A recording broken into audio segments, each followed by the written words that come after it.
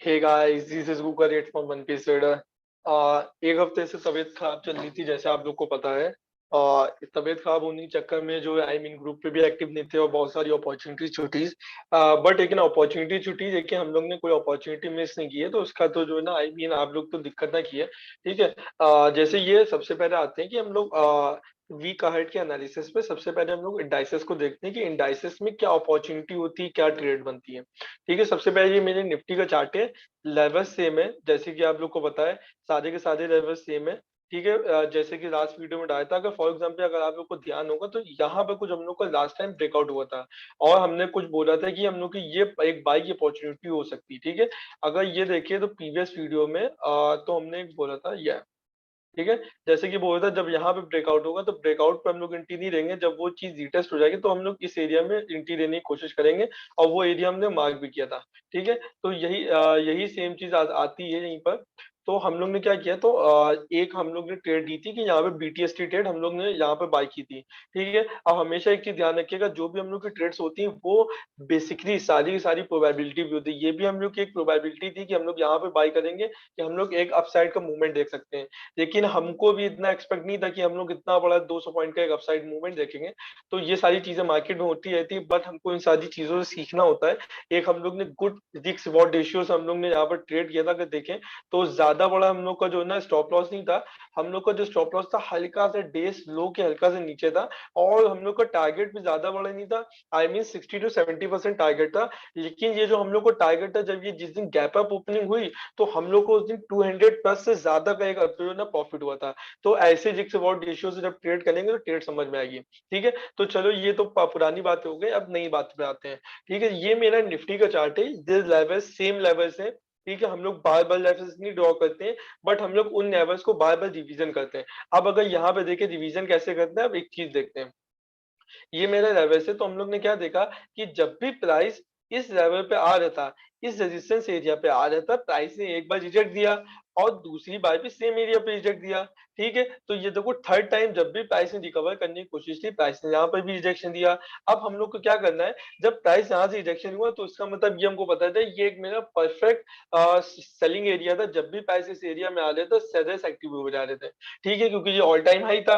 और जब वो प्राइस ब्रेक हो गया तो लोगों ने क्या किया कि वहां पर प्राइस आ रही नहीं। अब अगर देखें तो हम लोग का सेम एरिया के पास ये देखो, हम लोग इस जगह पे फिर से वो प्राइस मोमेंटम आ गया है। तो हम लोग की यहाँ पे दो प्रोबेबिलिटी हो सकती है, दो प्रोबेबिलिटी से हम लोग ट्रेड कर सकते हैं। क्योंकि ये मेरे रेजिस्टेंस पे एरिया है, तो हम लोग यहाँ पे बाई कर नहीं सकते हैं, क्योंकि जब ये ब्रेकआउट होगा, हम लोग की थ्योरी क्या कहती है, हम लोग ब्रेकआउट पे नहीं रहते हैं, जब प्राइस एक रिटेस्ट हो जाता है फिर एक ब्रेकआउट पे रहते हैं। ठीक है। तो हम लोग को क्या करना है, इन केस हमारी मार्केट पॉजिटिव एंड पे ओपन हुई तो हम लोग को फटाक से ट्रेड में नहीं कूदना है। पहले हमको देखना है कि मार्केट कौन से एरिया में, जैसे मार्केट इसी एरिया के आसपास हुई तो हमको या तो फिर यहाँ से एक शॉर्ट सेलिंग का इंतजार करना है इस एरिया तक, जो कि इम्पॉसिबल लग गया क्योंकि मार्केट इस समय जो है ना प्योर बुलिश जोन में चल रहा है।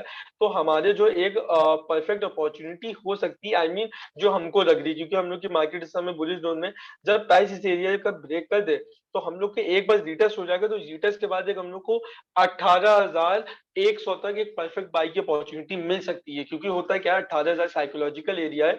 जब 18,000 ब्रेक होगा तो हमको 18,050 18,070 तक एक अपसाइड की लेनी मिल सकती है। तो ये तो मेरा था एक जो है निफ्टी का व्यू। अगर उसी को निफ्टी की जगह तो हम लोग यहाँ पर इसको देख रहे थे, सिंगापुर स्टॉक एक्सचेंज।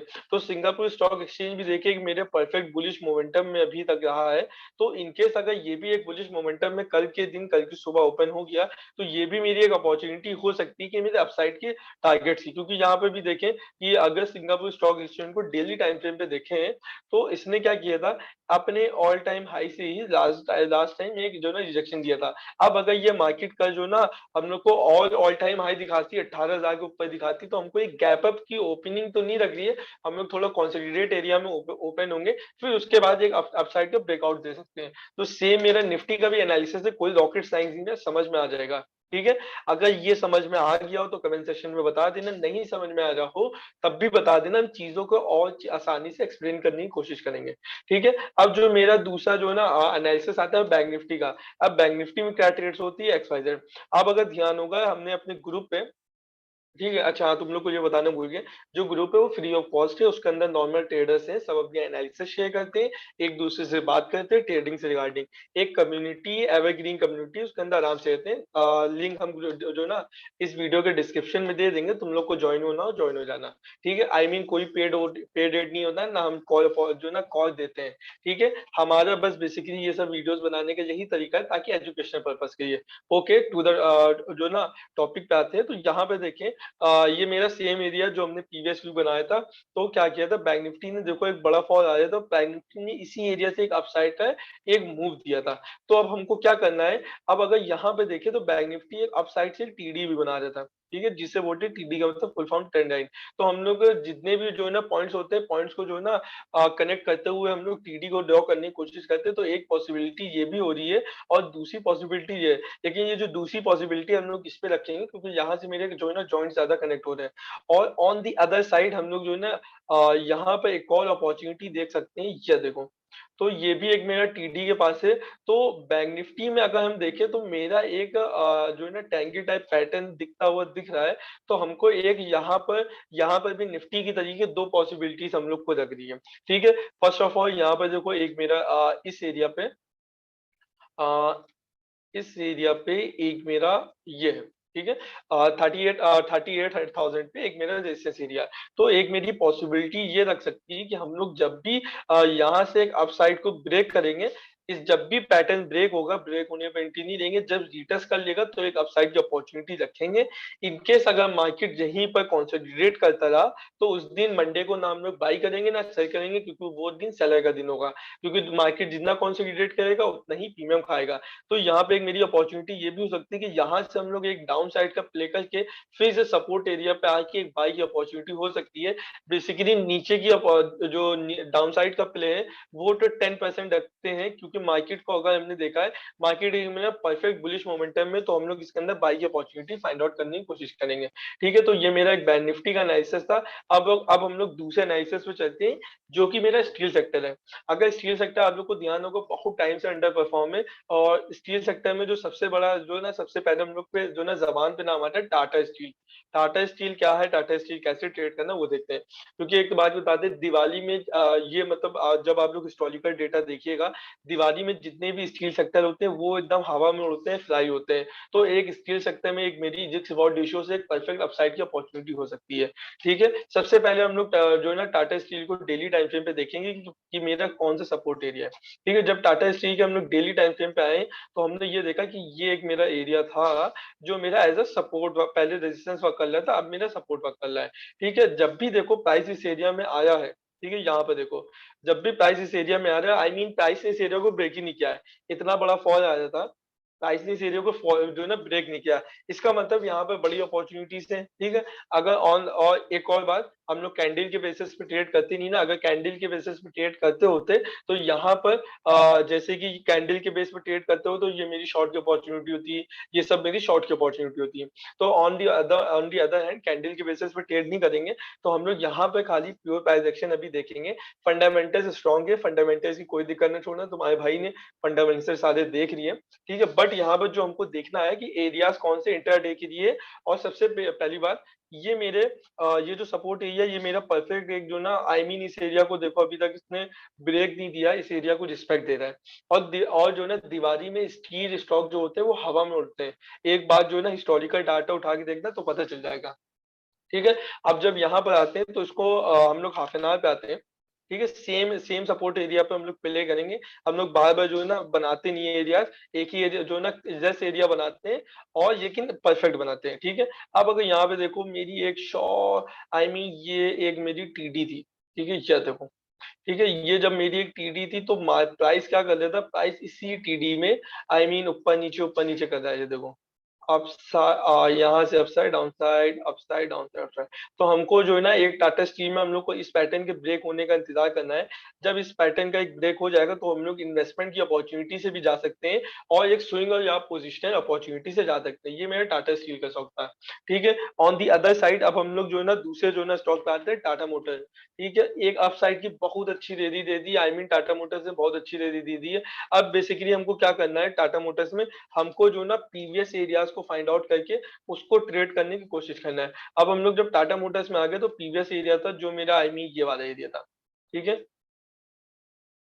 ठीक है, ये जो मेरा एरिया था, जो मेरा एक जो है ना रेजिस्टेंस का कलर था, देखो प्राइस जब भी इस एरिया में आ जाता तो प्राइस एक नीचे फॉल दे देता है, लेकिन जब टाटा मोटर्स ने इस एरिया में ब्रेकआउट किया तो देखो एक अच्छा खासा, आई मीन उस दिन टाटा मोटर ने पूरा 12% का अपसाइड का ब्रेकआउट दिया था, और उसके दूसरे दिन फोमो हो गया था, fair of missing out, I mean जो है ना शॉर्ट सेलर आ गए थे, शॉर्ट सेलर नहीं आए थे, जो छोटे ट्रेडर होते हैं हम लोग की तरीके, आप लोग की तरीके, वो उन लोगों ने शॉर्ट सेलिंग की थी, लेकिन हमने उस दिन दबा के बाइंग की थी। अब इसको जब हाफ एन आवर के टाइम फ्रेम पे आते हैं, सेम देखो, आई मीन ये मेरा जो रेजिस्टेंस ब्रेक हुआ है, तो ये मेरा जो रेजिस्टेंस, जब भी कोई रेजिस्टेंस ब्रेक होता है, तो जब भी वो ब्रेक होता है वो मेरा सपोर्ट की तरीके वर्क कर रहा है। अब हमको टाटा मोटर्स के अंदर एक बाई की अपॉर्चुनिटी फाइंड आउट करनी है, जब भी प्राइस इस एरिया में आएगा तो हमको एक बाई की अपॉर्चुनिटी से बैठना है, दबा के बाइंग करनी है with a target of 400। Tata motor investment की जगह टाटा कंपनी टेस्टेड है, आज नहीं तो कल प्रॉफिट देके जाएगी।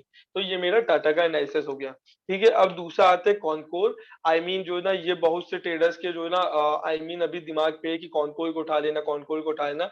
कॉनकोर के एक जो है ना डेली टाइम फ्रेम पे देखो, एक मेरा नॉर्मल सा एक यहाँ पे पैटर्न भी बनता हुआ दिख रहा है, यहाँ पे आते हैं, इस एरिया में आए हैं तो हमने कॉनकोर के अंदर एक पैटर्न ड्रॉ होते हुए देखा, ये देखो, ठीक है। ये मेरा कॉनकोर के अंदर पैटर्न है, अगर ये इसको भी डिलीट कर देते हैं तो एक मेरा पैटर्न ये बनता है।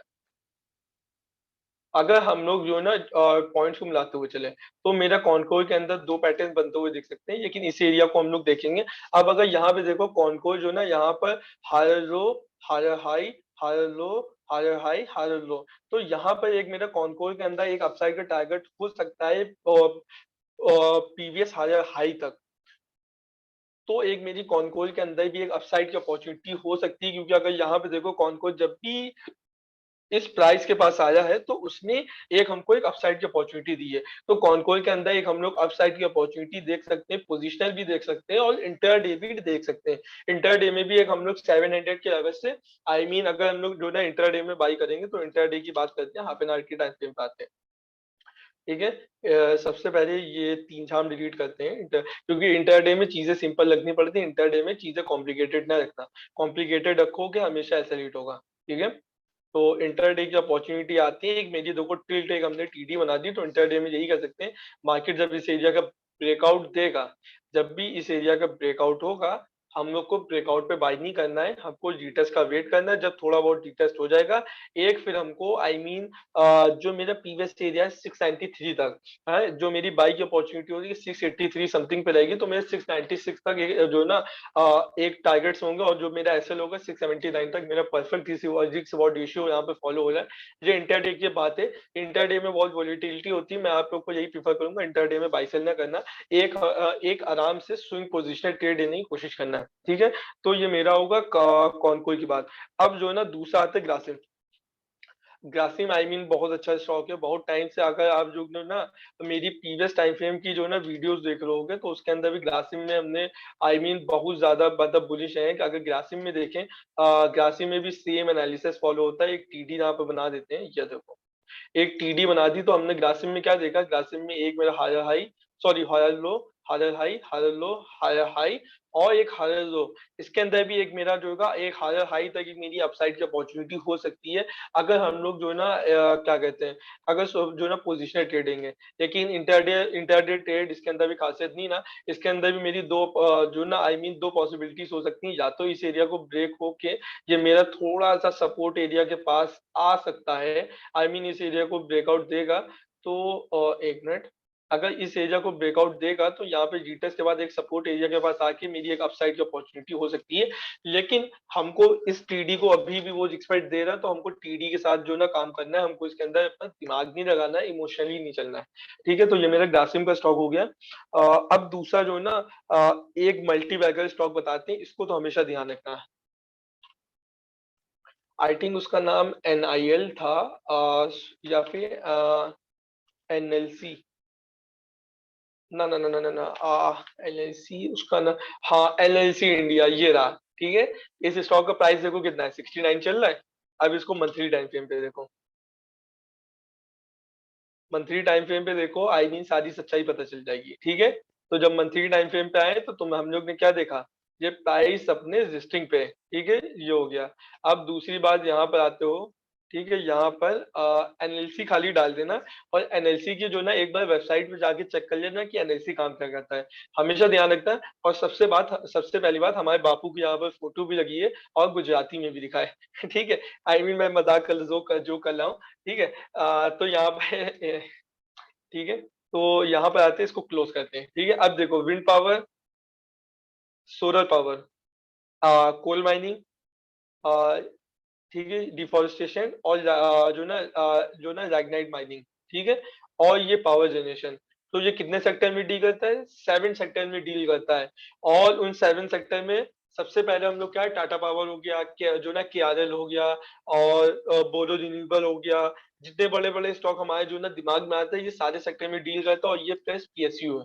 तो इसके अंदर क्यों नहीं भाई, इसके अंदर एक मेरा बाई साइड की एक जो ना बनता है, ठीक है। ये मेरी कॉल है, मैं इसको कल बाई करने की कोशिश करूंगा, इसको किसी को प्रीफर नहीं करूंगा बाई करना, ये मेरी मल्टी बैगर कॉल है, मैंने खुद जो ना वो जो ना फाइंड आउट की है। तो हमेशा ध्यान रखना, ये मेरी मल्टी बैगर कॉल है। तो इसके अंदर मेरा कुछ एक ऐसा ब्रेकआउट भी दिखा है, माई मीन सॉरी, तुम लोग देख भी दो, ब्रेकआउट भी दिखा है। अगर मेरी शॉर्ट की वो अपॉर्चुनिटी, कि शॉर्ट टर्म पे ये मेरा 100 का तो टारगेट है, कल मैं इसको दबा के बाय करूंगा, अगर हो सकेगा तो उसकी वीडियो भी डालूंगा। तो ये मेरा एक मल्टी बैगर स्टॉक हो गया, एनएलसी इंडिया, दिमाग में ध्यान रखना, ठीक है। चलो गाइस, ये जो ना ये एनालिसिस की वीडियो यहीं पर स्टॉप करते हैं। और मुझे लगा होगा कि आप लोग को बहुत कुछ सीखने को मिला होगा।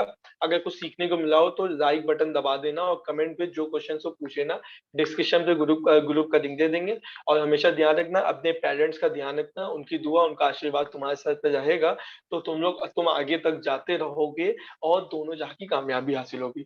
Okay bye guys, I am signing out.